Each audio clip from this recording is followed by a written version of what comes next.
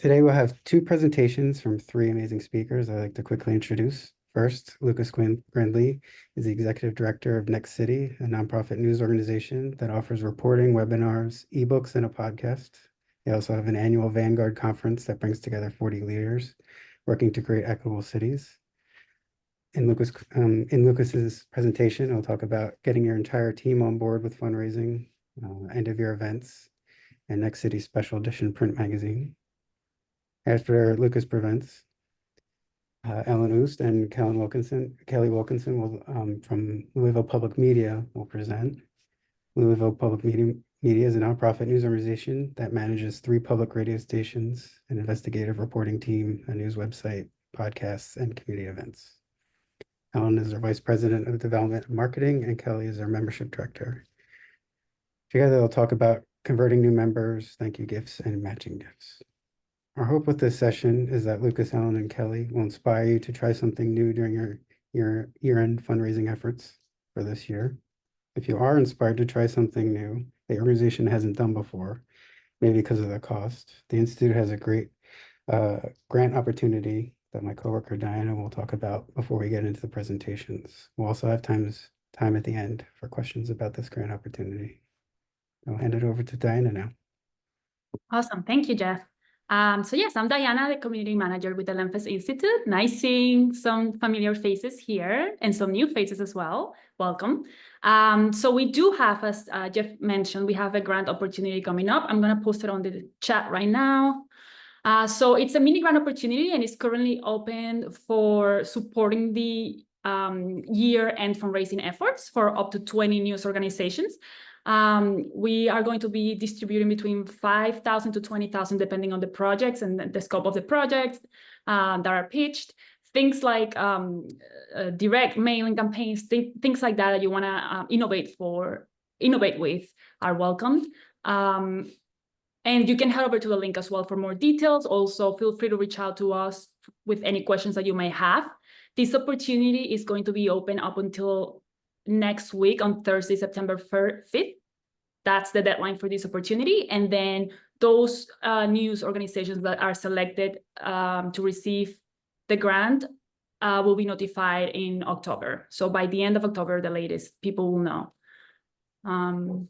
Yeah, so if you have any questions, post them in the chat and I can follow up with you on the chat, or you can also direct message me. You can also email us at npm@memphisinstitute.org. And with that, I'm just going to open the floor for our first presenter, Lucas. Lucas, take it away. Thank you so much. Hey, everybody, I'm Lucas Grindley. I'm the Executive Director of Next City, and I'm also an elected member of the Institute for Nonprofit Board. I'm glad to see so many folks that I have seen around, and hopefully this will be helpful to everyone. I just want to put out a disclaimer that, this is not the end all be all. I'm not the single expert on this. I'm just like you, one of these people who's trying to figure this out and trying to hopefully share some things that work for us. To do that, a little bit about us, we always start with our values as a news organization. Our goal is to help our readers achieve liberation in cities, meaning like to free folks from oppressive systems that create poverty, for example, or all the other problems in the world. And we do that by amplifying solutions to problems. So we're solutions journalism, and it matters how we go about doing our work. So it matters the subjects we cover, the sources we quote, and who gets to do our reporting. So last year, for example, 68% of the stories that we published were by writers of color. So that's a little bit about us. That's all we have time for. But you can go to nextcity.org and check our About Us section to learn more.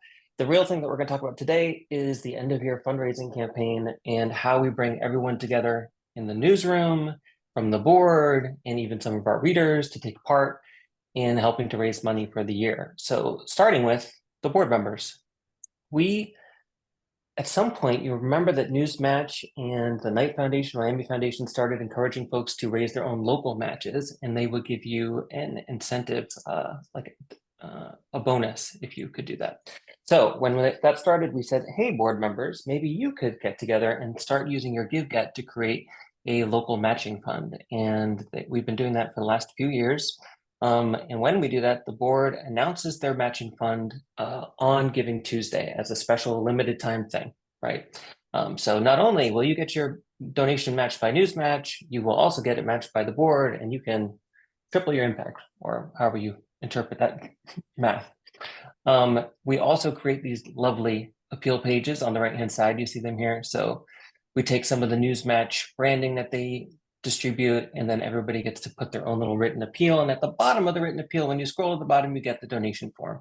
And this is really handy for the board members so that they can distribute this on social media. And then we can also track that page and say, this actually went toward your gift get. So money that you raised via your appeal page gets counted toward it. And they like that. I think this is helpful that the board is doing this because it shows that they're leading by example by putting out this matching fund, and then also creates a little bit of urgency on Giving Tuesday. So here's an example of something they might say, like, Next City provides me with the stories which shine a light on solutions from near and far to the big, thorny, and systemic challenges that we contend with every day. That's why I'm proud to serve as a board member, right? These are somewhat effective. They're not hugely effective. The thing that we're trying to focus on here is people saying that they use Next City in their job. That's what we gave the board members their prompt for. And we'll talk a little bit about why we might be changing that prompt a little bit. But here's what the Giving Tuesday schedule looks like. So Giving Tuesday is very crowded, as you all are well aware, increasingly crowded. It used to be that we raised, like in 2020, we raised 7,600 on Giving Tuesday.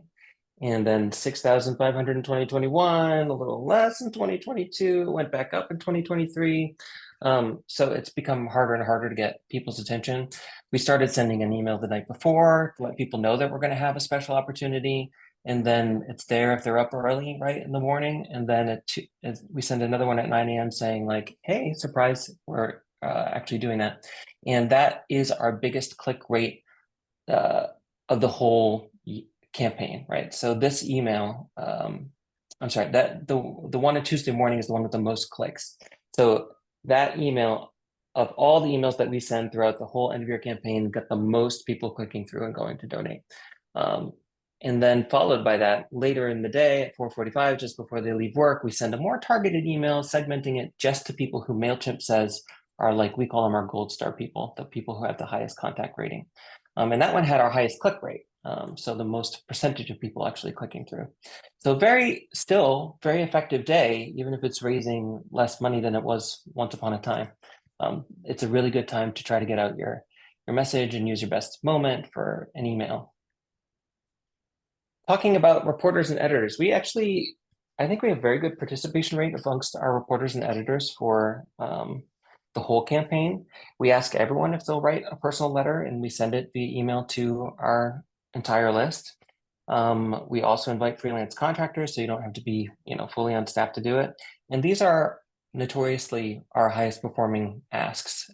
Oscar, who you see in the middle right-hand side there, writes a letter, and for every year, we're like, if things are getting tough, we're like, well, let's send the Oscar letter. Maybe that'll do it, right? So these are very effective. Here's what something like that might look like. So Maylin is our reporter covering social impact design, and she is in a real specific niche, right? So she talks about how it's hard to find places for her stories because she's writing for a very particular niche audience, and that was her pitch in her fundraising email. This particular fundraising email had our highest open rate of the year, meaning people were like, oh, I'll definitely read that, right? And the reason, twofold. One, we really target these messages from reporters sometimes. Some of them go to the whole list, but we take advantage of segmenting the list even by contact rating, but even by subject. So we have a transportation list, people who have signed up and said they care about transportation. We sent Malin's appeal to people who said they were interested in transportation.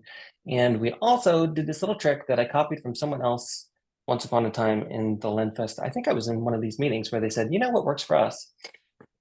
That thing you see in marketing all the time where you get a forward, or this message had been sent earlier to the whole list, and then I ostensibly forward it and to put a little note at the top and say, hey, did you see this?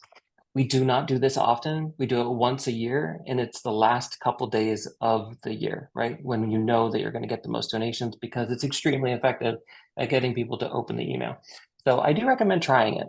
It's a little gimmicky, sure, but if it works, it works. And it did. It gets a high open rate. So then talking about our readers.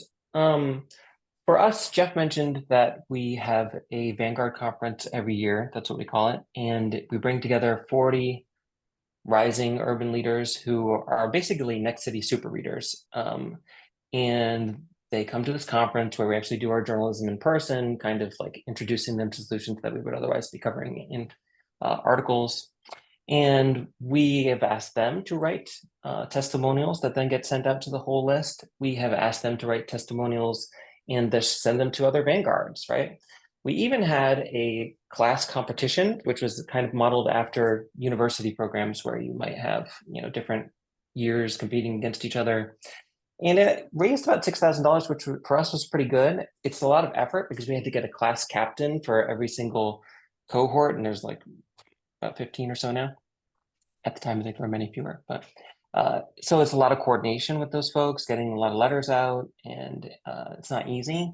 So we didn't do it more than this one time, but it was maybe something that could work for you if you have a group of people who like to have a friendly competition about fundraising. But otherwise, when we send them to the whole list, the Vanguard testimonials were not as effective as reporter testimonials. I'll just say that. We ask in our annual reader survey what motivates people to give. And this is what that looks like almost every time we ask it. So we ask them to rank it. And so the bars you see here are the average ranking, meaning that at the top of the list is this one that says, I want to be more informed on issues that matter. But it wasn't the one that got the most #1 responses, most people ranking it as #1. That was quality news about cities is critical to our democracy. So we try to contend with the first few of these messages in different ways.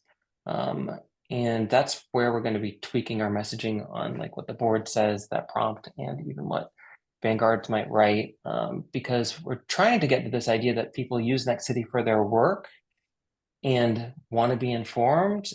But I think there's some research recently that INN's been sharing about how it's really about how are you talked about amongst your colleagues? Like, is Next City's work being talked about at work? So we want to kind of change the definition to, are you literally using our stories at your work, to be more of, are you talking about us in your work? Are you seeing us talked about? So we're going to try to tweak that. But so on this question of like, is our reporting critical to democracy? We've made ads that are directly in response to that. So these ads will appear all around in our email asks. There's usually one right at the top. They'll be in banner ads all across the site. They're just like anywhere else. And they do work better. I mean, so the people seem to be honest about what they're interested in. These had higher click-through rates than ads for end of year giving that were themed around our 20th year anniversary by about double, and more so, even more than when we just do ads that say, hey, it's time to have a matching gift, you could double your impact. So people were much more likely to click on ads when they were focused on democracy messaging. So we try to get the word out in a whole bunch of different ways, just like I'm sure you do. So we do pop up on the website that isn't there 100% of the time during end of year, but it does interrupt people on the homepage on Giving Tuesday, for example, or at the end of the campaign when we know people are most likely to be giving. We also have this cool thing at the bottom here. It's a progress bar that is persistent across the site from November through December. And it's showing you how much has been given, how much has been matched, and how far we are away from reaching our goal. And that just, ticks up as people are giving. And it's, a good way of awareness. It's probably not good for your own mental health because you'll be refreshing this all day long like I am, but maybe it's easier than logging into your systems and checking it all the time. The other things we do, we put fundraising messages at the bottom of all of our articles, like The Guardian does, right? We run banner ads that I've mentioned. We do notes on top of the daily newsletters. So this note right here is from Roshan at the top. We would use this space normally just to talk about what's in the newsletter that day, but we might also put fundraising information here, like here's how far we are in our campaign. Social media, of course, the appeal pages I mentioned, and then email, lots of email. I'll show you exactly how many emails we send later. And we do this one giant event that is used to activate people, right? that used to engage people. It's called Solutions of the Year. It's for solutions journalism, and we run a solutions festival, which is all virtual. It's the webinar festival. We do like, it varies greatly every year, but like 6 to 8, depending, different webinar events. And then the magazine is a printed magazine that gets sent out to all of our donors and foundation partners who might be interesting to us, advertising partners who might be interesting to us. It becomes a nice piece of collateral for to talk about ourselves. You can see in this little page turning graphic here, we put in our list of donors for the years, a nice thank you. We have an accomplishment section, almost like an annual report. And then of course we take ads. So the nice thing about this, the festival is about early November. We've done it a bunch of different times, but we're settling on early November. And that's helpful because I don't really send a lot of fundraising emails that are just about fundraising. Instead, I send emails about the festival saying, hey, sign up and donate to join. We are pay what you wish operating. So when people register, they are prompted to make a donation. And that's been very effective as not a way to not always just be talking about why you should donate to us, but also just showing what we do. And then we say, hey, if you make a donation anytime over the end of your campaign, you're going to get this magazine when it gets mailed out on January 2nd. And then we hear from people all the time who are looking forward to that happening. And then, the advertising essentially covers the cost of printing and mailing and all the speakers that we have joined for the festival. So it's a wash in terms of cost that way. It does then generate some fundraising in terms of people donating. We had about $2,600 or so last year donated from people registering. Basically, it's like adding another Giving Tuesday or something. But the amount of engagement that you get out of it, I think, makes it tremendously worthwhile because you want to be alive, right? You want to be doing things with your donors. Here's just a look at kind of where we are in general, so you know what we're doing, and then we're about toward the end of this. You can see we send a lot of email, and you heard that many, many times. You should send a lot of email. We've experimented in different ways of doing it and leaned on like a different amount of email asks that are those like fundraising appeals versus how many promos are we going to send for the Solutions of the Year Festival and other things that we're doing. And that's changed. Last year, we tried, instead of sending a lot of emails that were standalone, using that message at the top of the daily newsletter to have a fundraising message almost every day.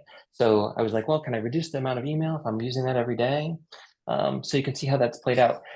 One thing that this looks like is, okay, so, and actually a lot of people experience this, that during the pandemic, we had a great increase in giving, right?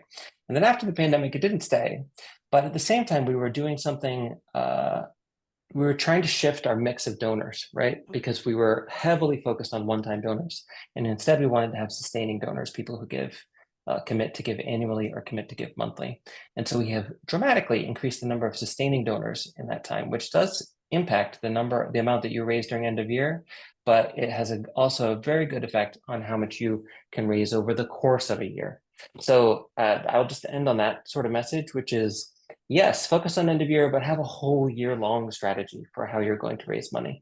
And for us, that's very important that we transition people who are one-time donors into also or only becoming sustaining donors.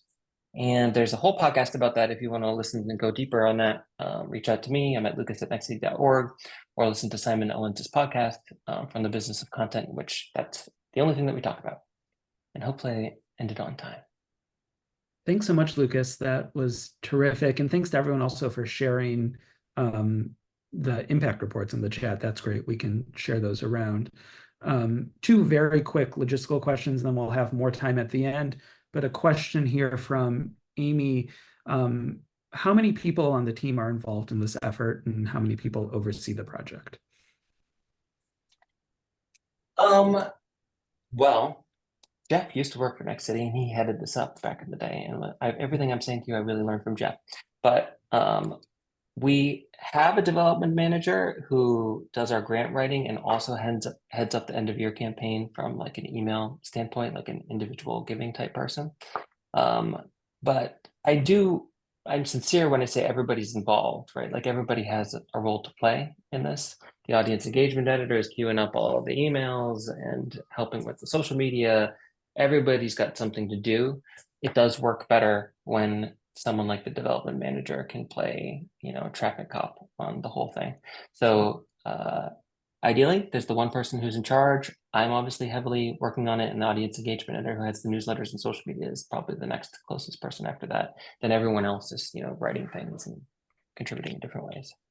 Awesome. And then one last very quick question, then we'll have time at the end if folks have more questions for Lucas. And this is from Hilda. What percentage of your revenue comes from individual donors in these campaigns, if you know? If not, that's fine. It's less than 10% is from individual donors, which we hope to increase by adding a major gifts officer for the first time, which just started this year. Daryl's here somewhere in the room. Because if you look at the INN index, they show the bucket that is individual giving, and 60% of that bucket usually comes from major giving. We have never had a history of major giving above $1,000, certainly, and definitely not above $5,000. So we hope to increase it that way as a percentage. Awesome. Thank you, Lucas. We have time at the end for questions. I'm noting down some of what folks are sharing in the chat, so we'll be sure to ask them at the end. And Lucas and Daryl, if you want to go through and answer in the chat, you're welcome to. And we will turn it over to Kelly and Ellen. All right. Hi, everyone. I'm Kelly Wilkinson. I'm joined by Ellen Oost, if you want to wave or unmute. We are at Louisville Public Media and the Kentucky Center for Investigative Reporting. We are 3 public radio stations. We've been around since 1950, but 11 years ago, we added an investigative digital first newsroom.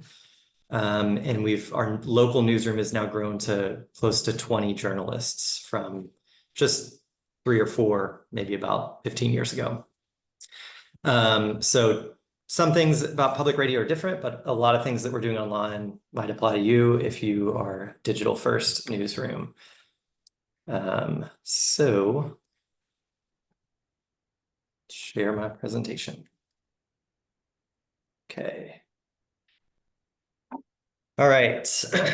A lot of what I'm going to focus on during this presentation is the way to close an ask, the why now.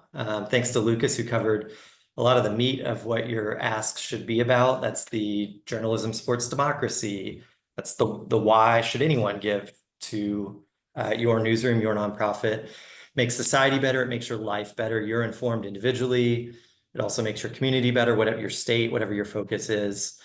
So that when we write letters, scripts, whatever emails, whatever we're doing, that's the focus for the bulk of it. The other big part of why is dispelling financial myths. So some people might assume that you're entirely grant funded, or that you get government funding, or that it's all major donors, but you have to constantly dispel that and say that this is what we do anyway, is that 50% of our funding comes from donors. So that's just a constant reminder there. And once people get that your nonprofit is worth supporting in the abstract, you've got to convince them that they're talking to you, one specific person. So using the word you a lot and as much as you can, personalizing it to one person will help the asks. But what I'm going to focus on mostly is the why now, which is the end of a message. It's often the PS line in letters that we write. It might be a big image in an email or a subject line to get people to open, but we still always lead with this is what our newsroom brings to your day and to your community. The why people give now, matching funds are the biggest ones, premiums, which is just the IRS word for free swag, sweepstakes, goals and deadlines, other things like that. Same sort of chart that Lucas had. We asked new members specifically to fill out a quick little survey about why they gave when they gave. Biggest reason is always because they love the programming. Their gift keeps the newsroom independent and free from commercial influence. Other things about supporting arts and culture. This is what the self-reporting versus what actually happened in reality. So this is what they say when we ask them why they donated. The free swag, you can see way down at the bottom, the matching gift at the bottom. But when we look at when people actually donated, this is a 6-day campaign we had last year that people donated on times and days when we had matching gifts. So matching gifts are really the #1 motivator for donations for us anyway. This is a 6-day campaign preceded by a month-long quieter campaign of letters and static stuff on the website. And then 6 days of intensive social media, emails, radio, every channel that we've got, we're pushing hard for 6 days. That tends to work for us. That's when we stack all our matches. We often stack our matches at the end of a campaign to give people a deadline. We have been doing for current monthly sustainers matches towards the beginning of the week to start off the big fundraising push with some momentum. So that's a 1-day only thing. Day 1, we did every sustainer, every monthly donor who increases by any amount, your gift is matched dollar for dollar. And then we have traditionally done matches for new members only. When you make your first gift ever, it will unlock this challenge match. And then at the end of our campaigns, we often have a match for everyone. People procrastinate. I do too. Just human nature. And you can capitalize on that if you use a matching challenge at the end. These often come from board of directors, sometimes grant funding, sometimes it's just news match that we use at the end of the year, or major donors are often motivated if you can get their gift matched by new members, they will often make a bigger pledge. So matching challenges use to create a deadline. It's kind of an artificial deadline, but they work. They're good for new donors. They're good for renewing donors. Monthly increases too. It's often hard to get monthly donors to increase, but if you can offer a matching challenge specific to them, it works. For us, we have about 2/3 of our members donate monthly. They're our most loyal, dedicated people, so giving them an excuse to get extra engaged in fundraising often works. We do, like I said, use them at the end of campaigns for deadlines. News match, hopefully most or all of you are INN members and are part of that. You can get other grants often require matching funds. RFA, Report for America, is one that we've used. We have local business sponsors that will get promotion in our emails in exchange for matching donations. So that's an option too. Look at that. So that's matching funds. The other big thing for us that we use all the time to convince people to give now, again, these are things people are already convinced that the value that your newsroom brings, this is a reason for them to give today, right now, at this moment. The other big thing are gifts, free swag. People love free swag.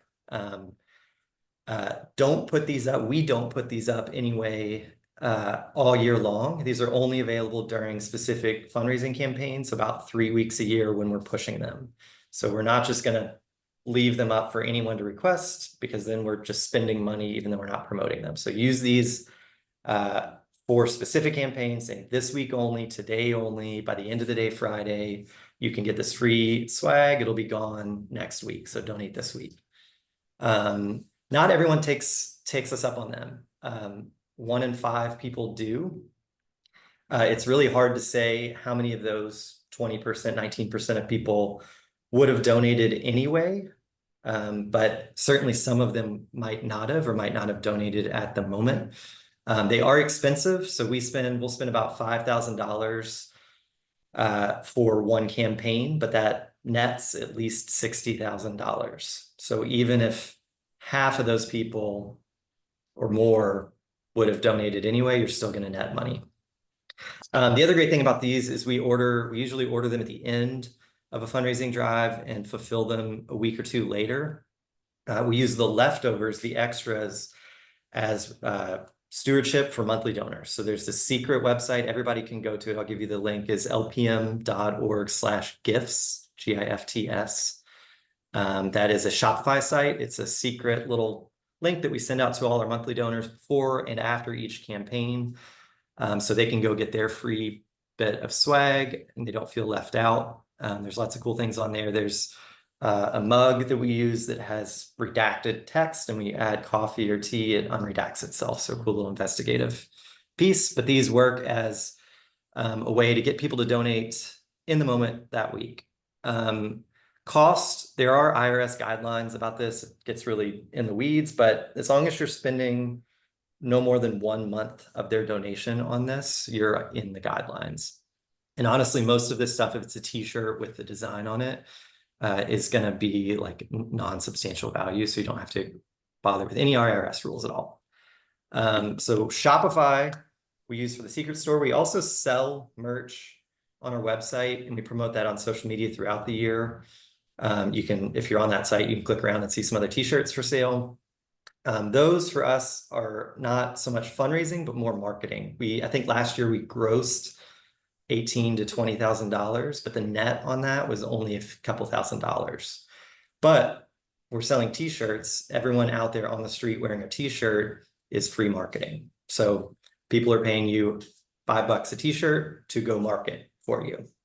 So if you're selling things, think of it that way, but also use extra incentives as a way to get people to donate, make it exclusive. We also use volunteers. Don't get bogged down on the fulfillment side of it. If you get volunteers, we've got people who are just dying to do stuff for us, like stuff water bottles into boxes and slap labels on them. So it's a great way to get volunteers involved too. We also often give discounts for first-time donors. So maybe this is you have to donate $15 a month to get this water bottle, but if you've never donated before, this week only $5 a month and water bottle's yours. So those are premiums, free swag in a nutshell. We use those throughout the year, not just in December, but this is one thing that we specifically do in December, is the gift of membership. This is a segmented push, usually to current members who we think can give more. Oftentimes we just email current monthly donors and ask them, hey, you're already a member, thank you so much. If you have that special person coming up for the holidays that you don't know what to get them, how about making a donation in their name? They get perks for a year. So if you offer any perks to donors, give those to a gift recipient too. And then we'll throw in a free t-shirt or some sort of swag too if they donate enough. And then we send a letter and an email to the recipient. It's welcoming them as a donor, informing them that someone has made a gift in their honor. It's a great way to get a new person involved. That first gift is often the hardest to make. So if someone makes it for you, it's easier to ask them to renew.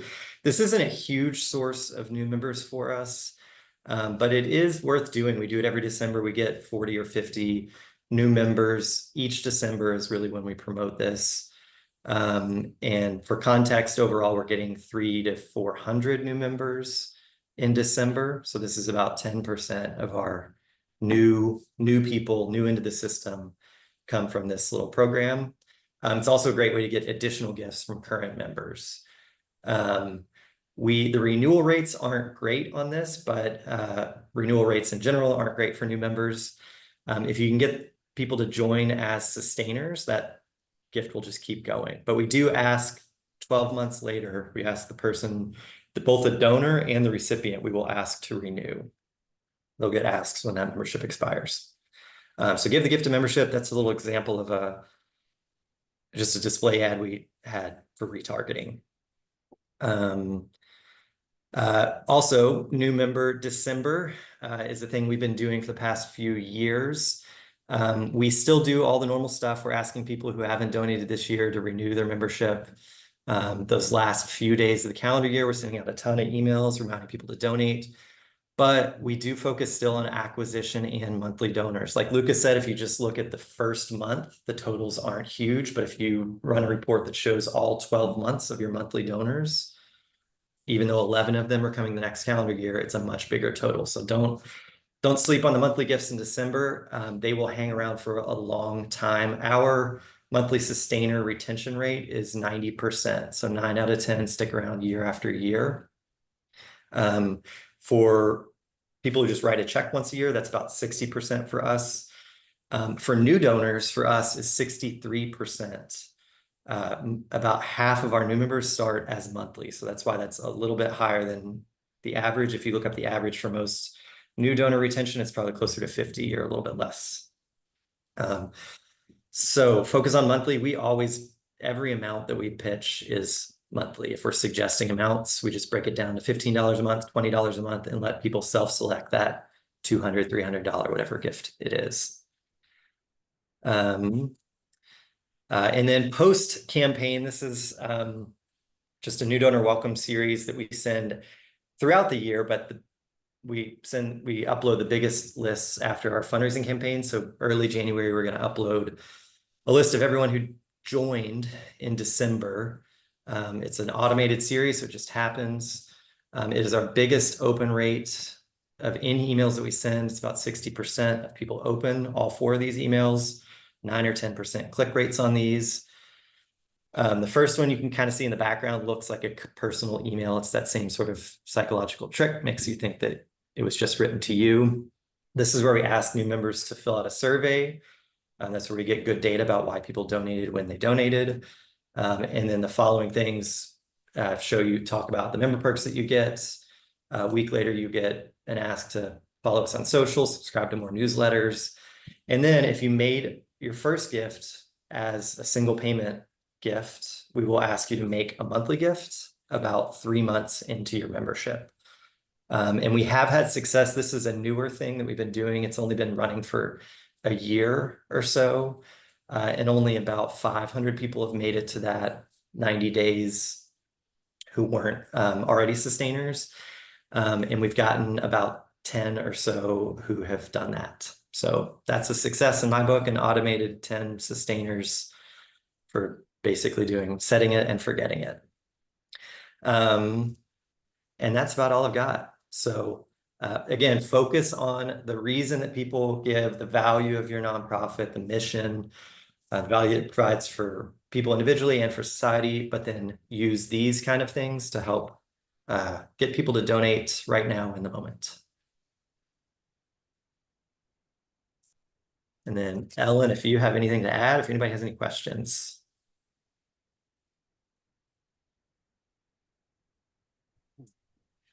No, thanks, Kelly. I've been trying to answer questions as they came up on the side, but if anybody wants us to elaborate on that, or Joseph or Jeff, if you see any we didn't hit.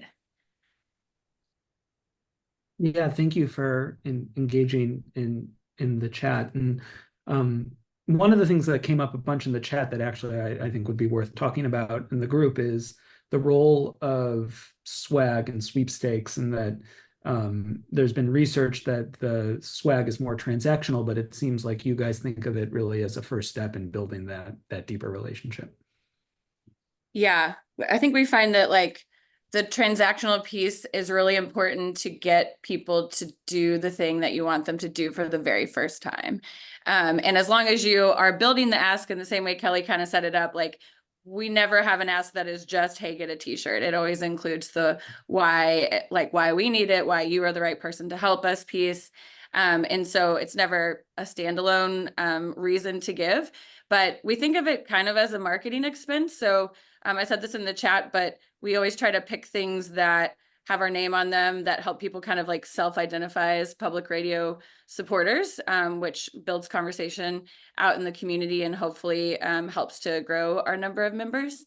And then I think like we do a lot of communicating, as everyone should, throughout the year with our members. So we do see it as the beginning of a relationship. We have perks, everything from, like insider access to events in town, things like that, that we provide all year long, which help to keep people giving. And I think that's part of the reason that we have such high retention rates, that paired with the high number of monthly donors that we're able to get to give in that way. So definitely not the whole purpose of the campaign, but we just really see, especially when you're talking to new members, it's a really great tool because all you really want to do is start that relationship with them, get people who are paying attention to your stuff to raise their hand, give you their email, to make a $5 gift. And then as long as you have a system in place to take it from there and keep the relationship going, it doesn't end up being transactional at all. Mm-hmm. You can also use these for sustained monthly gifts only. And it can be an incentive if you donate $5 a month, right? You get this gift and then they just keep going and going and going, and it's not transactional. And we have seen, I don't know if I called it out, but in that slide, about 20% of people when they make a donation get their free ask for a gift, but then only about 15% of monthly sustainers ask for one the next year. So we never want to disincentivize someone from making a monthly gift. So we're like, yeah, you can have one of the leftover gifts, but if people aren't actively calling in, not as many people are going to get one. Excellent. So thank you everyone for putting your questions in the chat. I'll ask some that came in both in the Louisville public media presentation as well as Lucas's presentation. Also feel free, if we want this to be conversational, so if you raise your hand, feel free to just join the conversation and we can call on you to ask in person. You don't have to listen to me continue talking. But this was a question from news ambassadors in the chat, sent as a DM. For newer nonprofits who maybe don't have as many email subscribers or less established, is there a certain threshold that you should reach before you start doing this? Like, would it make sense to wait until you have 500 or 100 people or whatever number it may be on your email list before you put in the effort to do this? I have a thought, but would be curious what the actual experts have to say also.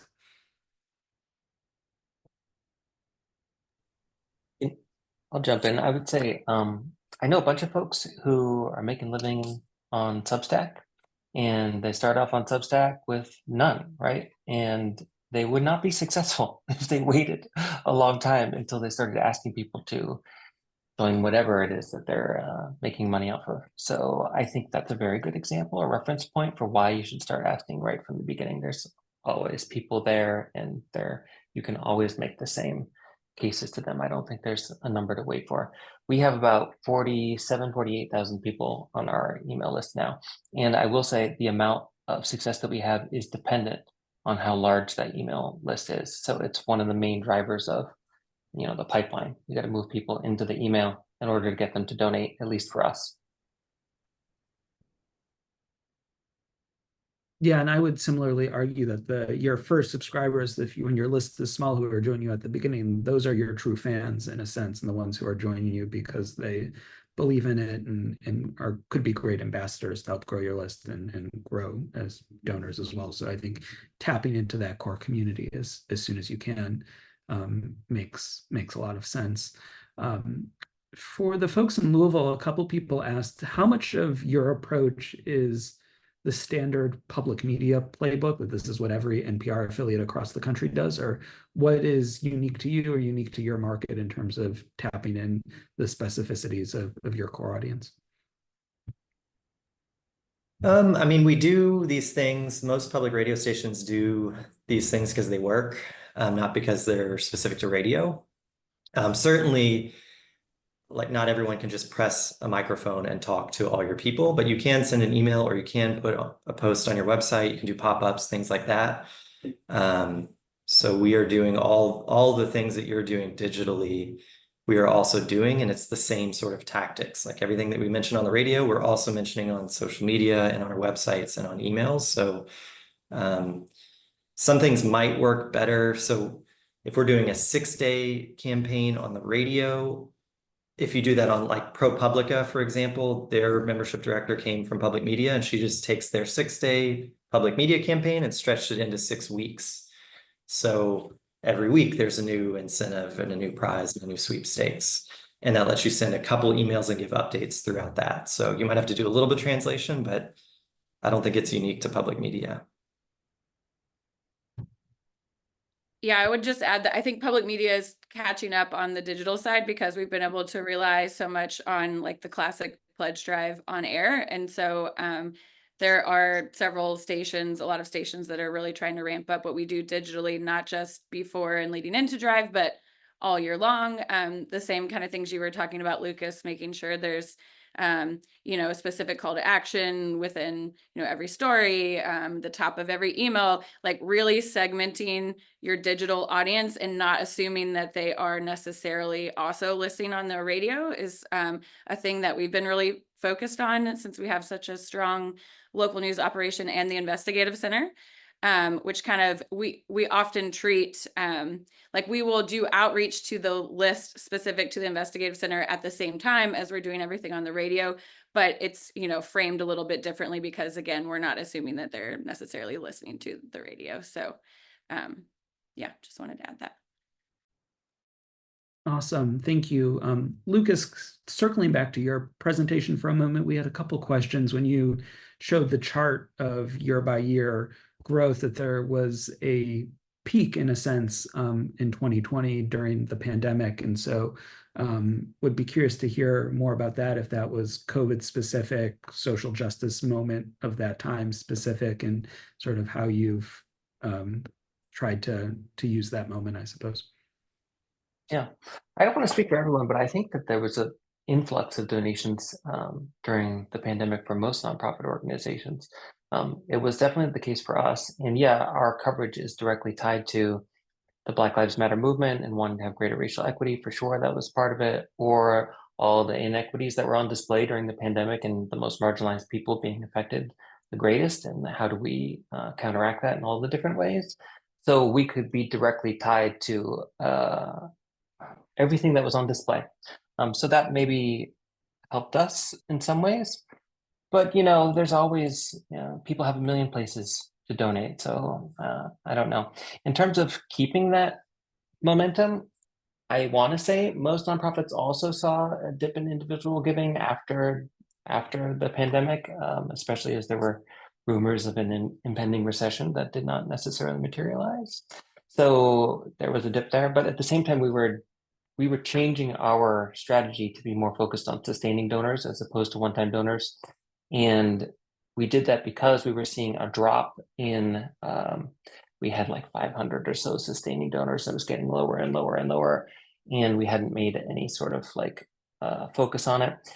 And our retention rates were dropping as a result, because retention rates are highest with sustaining donors. So we're like, okay, this just makes sense that we need to move more into sustaining donors as opposed to one time, where you're going to put all this effort into getting someone to donate and then try to do it again next year, and rather just have their credit card renew. It'd be so much easier. So that was also a big part of the reason that it looks like there was a peak during the pandemic and then a decline, because what we ended up happening is we actually had our largest individual fundraising year was last year. Awesome. Thank you, Lucas. I know a lot of this conversation has been about leveraging email in particular, and we have some more questions about that, but we also got a few questions about direct mail. I'd be curious if that's a platform either of your organizations are leveraging. I'll drop a link in the chat. Also, we had a session on that a few months ago that might be useful, and some resources there as well, but don't know if anyone's working that, or Jeff, if you want to talk about what we're doing at the Lundfest Institute also around direct mail. I can tell you what we do, I guess. So we tend to remind people to donate about a year after they donated prior. So we have 3 big campaigns a year: December, and then a spring and a fall. So we'll do time our direct mail with our fundraising campaign. So if you donated, say, last December, you're going to get a direct mail piece in November. That's the first ask. And then we do a big week-long fundraising push, and then you get another letter after that push. We combine those also with lapsed mailings. So typically, if it's been about a year, you'll get 3 mailings, right? An early renewal, or a renewal right before the drive, and a renewal letter right after the drive. If you then don't respond to any of those, the following campaign, you get 1 lapsed mailing. We see for those first renewals, we see like 25, 30% response rates. We'll spend like $1,000 and make $50,000. It trails off to about 10% by the 3rd renewal reminder, so we stop after that. But that's actually our biggest source of donations. The biggest channel to this day that people donate is in the mail, which is surprising to me still, honestly, and I see it every day. Web is growing, but it's still, for whatever reason, people respond to mailings more than I think it's a less crowded space than email and like digital ads. Yeah, I know at least my own use, if I have something physical in the mail, I'll usually like hold on to it or pin it to the refrigerator or put it on my desk as a reminder to come back to it. for everyone, this is a question from Katie Fleeman. Are your appeals written mainly by development staff or your journalists participating? And if your journalists are writing, what tips do you have for adapting their journalistic sensibilities and skills to persuasive marketing writing? We do it two ways. We give, for example, board members just a prompt to answer a question, and then we write their answer into a fundraising letter that has all the usual asks and things like that, right? And we tell them we don't need a long answer. We prefer like maybe a paragraph because these have to be short, right? And with the journalists, the hardest thing is not to link to existing stories, because ideally the emails only link to the donation page everywhere that you're talking about something, right? And they don't really like that so much. They're like, well, I'm talking about this great story that I did. Shouldn't we link to it? Yeah, I mean, that would be nice. You probably should, but no, because it won't be as good for the effectiveness of the email. With that said, we have done it. We have actually sent like a roundup of the best stories of the year as according to our editorial director and her list. Like that was the point of the email, was to reflect. And we felt like it made sense there to compromise and have links to the stories in addition to the donation page. So that's what we do. Rules are meant to be broken. And preview of coming attractions, we are planning for later this fall a session explicitly about how to work with your newsroom on fundraising to make sure that their voices come through, but also editorial independence and all that type of really important stuff while we're all here is not compromised. So we'll send out much more about that. Look for it later this year. Another question that came in from Savannah over DM was curious about use of social media. Do you see other online platforms as successful for helping with driving attention or driving fundraising, or has, given the decline in news on Facebook and whatever is happening on Twitter or whatever it's called now, changed that calculation also? Yeah, I think it's an important part of like an integrated campaign. So the reason we think of our big fundraising as like giant drives is so we think about making sure we're putting a message everywhere we are, or a series of messages related to it. So we use social mostly as an awareness tool towards the drives that we're doing. Elsewhere, we don't see a ton of direct response from social media. Like Facebook fundraisers don't seem to work very well anymore for us. But we still do encourage board members and volunteers and current sustainers ahead of every drive. We send them a message like, hey, thank you so much for being with us month after month, but here's some like drives coming up. Here are ways that you can help. And one of them is kind of sharing why you support them on social media. So I think it can be good for peer-to-peer communications and getting people to identify their support with their networks. Again, same as kind of wearing the t-shirts. I think that's a really valuable tool. But we are spending less time on the social piece of it now than we were, say, like 3 or 4 years ago. It just doesn't always seem like the juice is worth the squeeze to be on there kind of all day long with fundraising asks. We second that. Awesome. And we are getting back to the top of the hour, so time for one more question from Lauren Hatcher. Thank you for bumping it again, about what some of the member perks are if all the content is already free and accessible. So there's no paywall or anything like that. That's one that we have a decent amount of member perks, but we rely on partners. So our big advantage is audience, right? So we have tens of thousands, hundreds of thousands of people who read our newsletters and engage with us in one way or the other. If you have a local business sponsor, whatever, who can provide 5 free tickets to an event or something that's somewhat related that your readers, subscribers might want, you can ask that business to pay for a newsletter sponsorship and also give you free tickets. So in our emails to members every other week, we have 4 or 5 perks. It's often tickets to like the Kentucky Author Forum where someone interviews an author. There's speaker series, lecture series, storytelling events, So news adjacent type events that we'll get 5 pairs of tickets to, and then we give those away to members in the email. Those are the biggest ones. And then we occasionally do our own events, like for mid-level donors, we'll have an annual reception. Bigger donors might get a luncheon. If you can find a local print magazine or something that wants to offer some free subscriptions or free trial membership, those can work too. So things like that. Yeah, we've I would also just point out- experimented with, oh, Yeah. sorry. We've Go ahead, Al. experimented also with the, you know, if you have a podcast or something where you could, you know, if you don't have a paywall and your mission is for your news to be accessible to all, then you want to make sure that you're true to that. But you can maybe have like behind the scenes content or additional content, or, you know, additional audio or video or something that's a little bit special that you can make accessible just to donors. And that's a little bit harder to do, a little bit more time intensive, but it really works for some people, for sure. We also emphasize the importance of not putting a paywall up to access information about how to make communities more equitable would be self-defeating. But we do have a pay what you wish wall, not a paywall. And I put a link to the podcast episode where we really talk about that. And the pay what you wish wall is really what has driven our growth in sustaining members. So you can become a member for free, or you can, at that moment that you get that gate, opt to make a donation. Amazing. Ellen and Kelly and Lucas, thank you so much for sharing your insight and expertise with us all. This was a really wonderful conversation.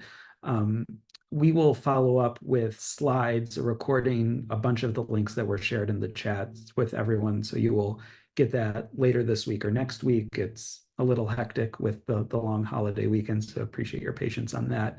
I'm so sorry we didn't get to everyone's questions, and I'd be curious, I mean, feel free to just do a thumbs up emoji or something. Would doing, like, as we get into the fall, like a year-end fundraising AMA as we get closer to end of year be helpful, just to have more space to address some of these questions as we move forward?